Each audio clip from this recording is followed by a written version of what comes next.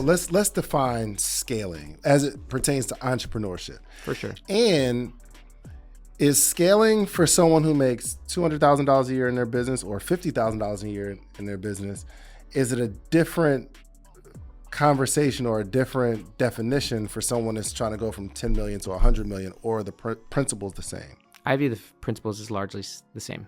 Okay, so let's obviously there's different stages of business, yeah, and different things you have to face at different levels. But the first notion is that all human psychology, which is somewhat what we've been talking about, is driven by goals. Mm-hmm. But all human systems in a business fits within the idea of a system is also driven by goals.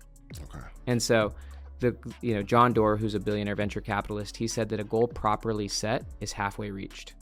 A goal properly set is halfway reached. The reason for that is when you set a goal at a certain level, that goal acts as a filter on options, on pathways. And so the beautiful part about going for a scale goal, right, in your case, right, 3 million to 30, is if you say, I'm going to go for 30 in the next few years, it forces you to look at all of the things you thought you were going to do, all of the pathways you were going to take, and it forces you to look at them far more critically and say, could those pathways get me to that goal? Probably not. Yeah. And so then it forces you to say, most of these, although they're good, they're going to be a dead end at a certain point, right? And so I can keep on those paths because I've already invested in those paths. That's called sunk cost bias, right? Where you're on a path and you're like, I've already freaking invested so much in this, I better just keep doing it, right? Yeah. That's linear. That's letting the past determine the future. Or you let the future say, what would be different pathways to getting there, right? The first step is always just recognizing that most companies aren't actually going for scale, right? And so that company owner who's doing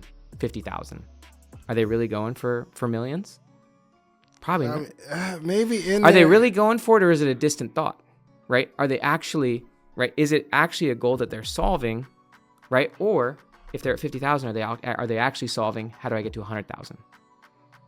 Because if they're solving from 50, how do I get to 100,000?